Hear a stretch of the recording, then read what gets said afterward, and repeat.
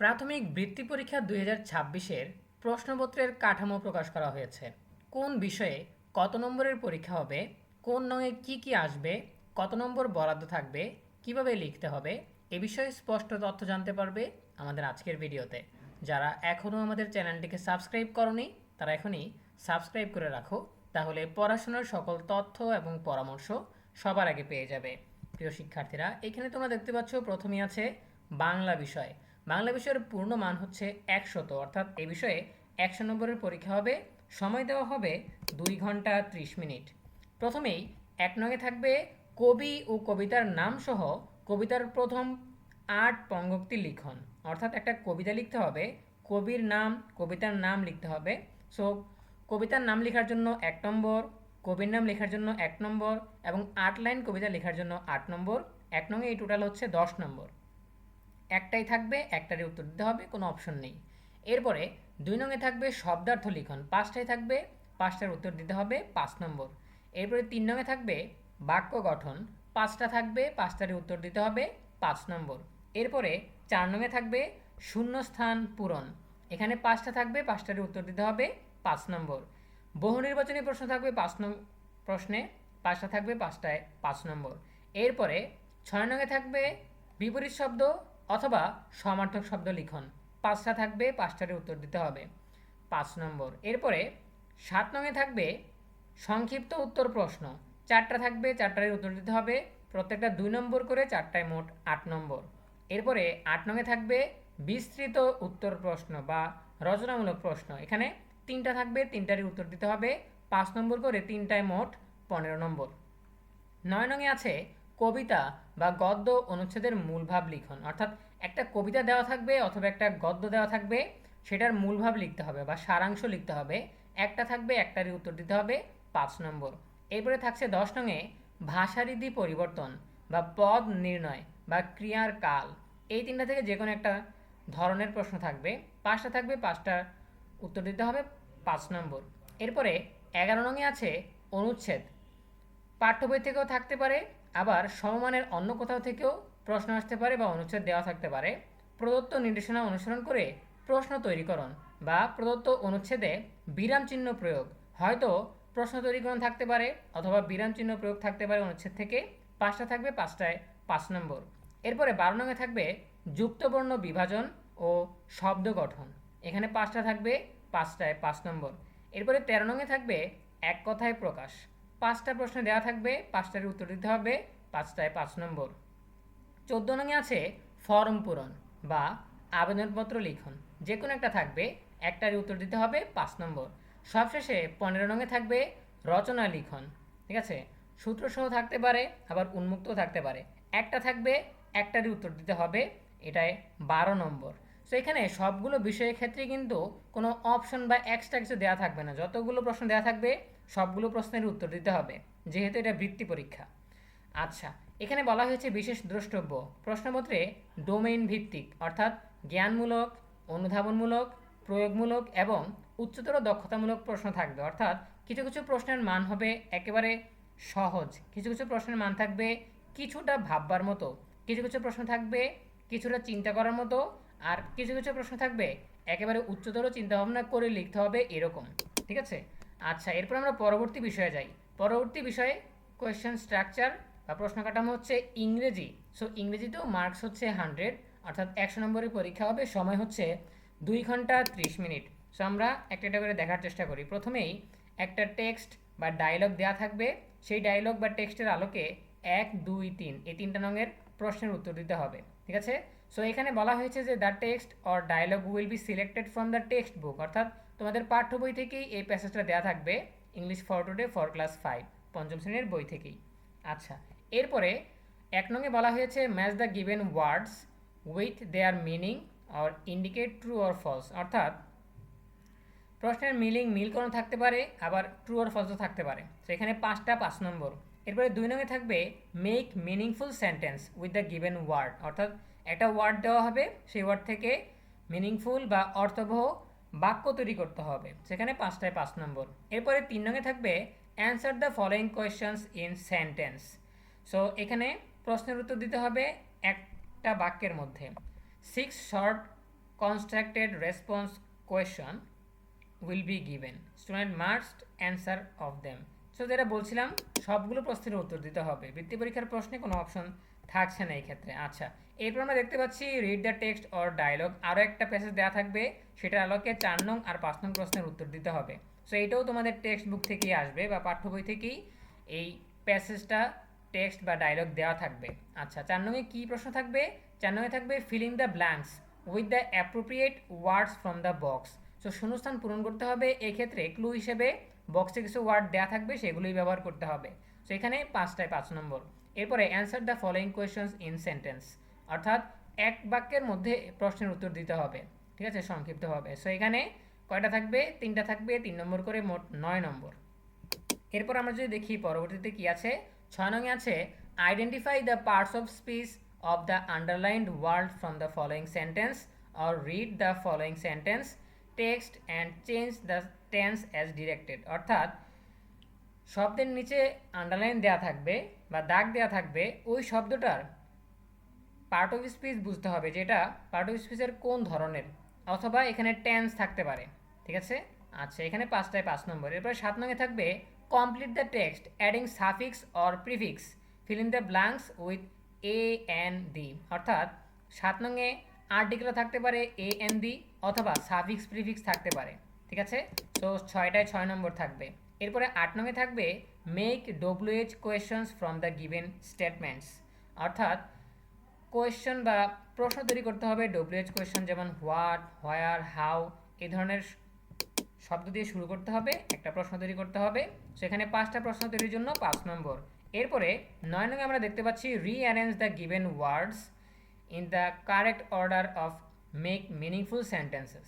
অর্থাৎ এলোমেলোভাবে কিছু শব্দ দেওয়া থাকবে, সেই শব্দগুলো সুসজ্জিত করে বা সুবিন্যস্ত করে একটা অর্থবহ বাক্য তৈরি করতে হবে। অন্যথায় rearrange the given sentences to form a meaningful text or story. অথবা অনেকগুলো বাক্য দেওয়া থাকবে, সেই বাক্যগুলোকে সুবিন্যস্ত করে একটা গল্প বা একটা টেক্সট তৈরি করতে হবে। এখানে 7টায় 7 নম্বর থাকছে। এরপরে আমরা দেখতে পাচ্ছি 10 নংয়ে আছে rewrite the sentences using correct capitalization and punctuation marks.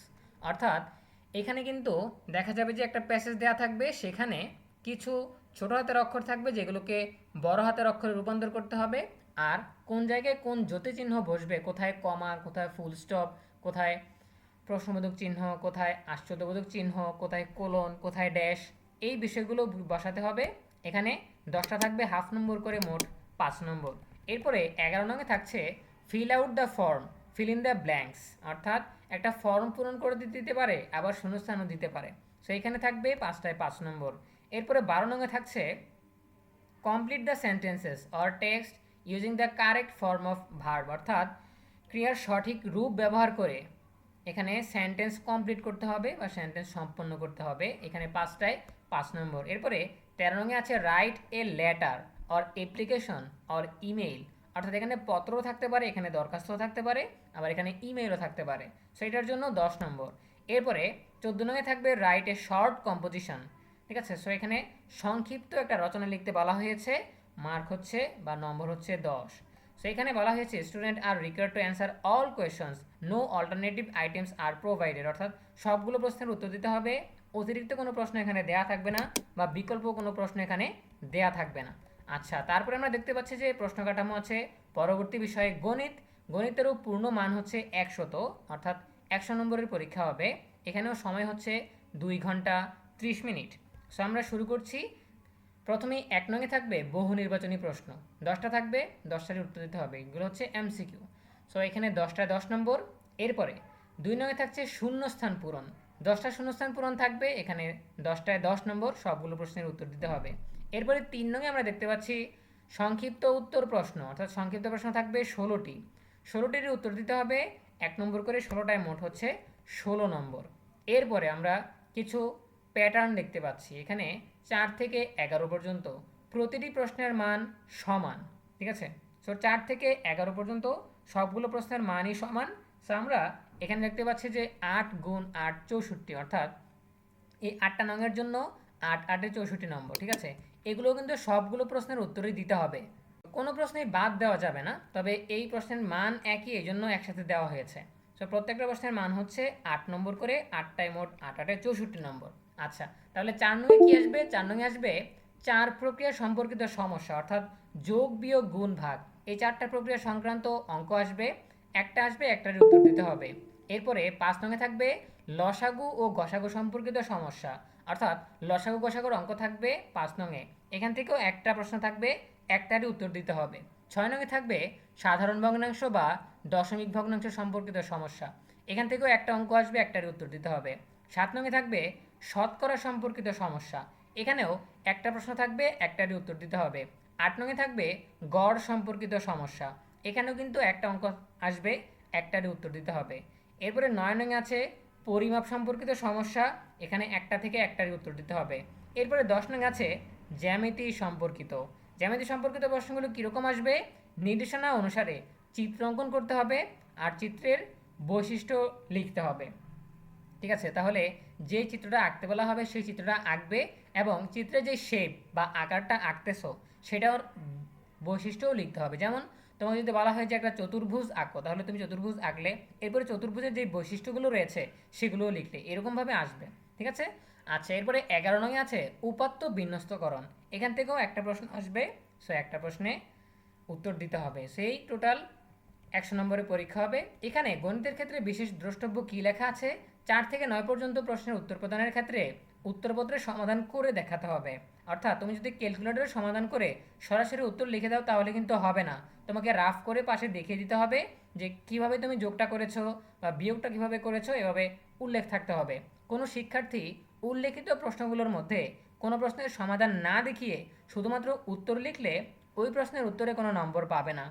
সমস্যার সমাধানমূলক প্রশ্নে এককভাবে সমস্যার সমাধান চাওয়া হতে পারে, অথবা একই সমস্যায় ক ও খ অথবা ক খ গ অংশ হিসেবে সমস্যার সমাধান চাওয়া হতে পারে। 10 ও 11 নং প্রশ্নের নির্দেশনা মাফিক উত্তরপত্রে প্রদান করতে হবে। অর্থাৎ এখানে যেটা বলা হয়েছে যে 4 থেকে 9 পর্যন্ত যে প্রশ্নগুলো আছে বা এই যে 8 নম্বর করে যে প্রশ্নগুলো আছে সেগুলো কিন্তু 8 নম্বরের প্রশ্ন। এখন এটা সরাসরি একটা অঙ্ক থাকতে পারে, আবার একটা অঙ্কের ভেঙে ভেঙে ক খ গ এরকম ভাঙা ভাঙা উত্তরও চাইতে পারে। ঠিক আছে, তো সেভাবে কিন্তু পুরোটার উত্তরই দিতে হবে। আচ্ছা, এরপরে যদি আমরা পরবর্তী বিষয়ের মানবন্টনে যাই, আমরা পরবর্তী বিষয় দেখতে পাচ্ছি এখানে প্রশ্ন কাঠামোতে বিষয় বলা আছে প্রাথমিক বিজ্ঞান এবং বাংলাদেশের বিশ্ব পরিচয়। তো তোমরা জানো যে এই দুইটা বিষয়ের পরীক্ষা একই দিনে হবে, একই প্রশ্নে হবে।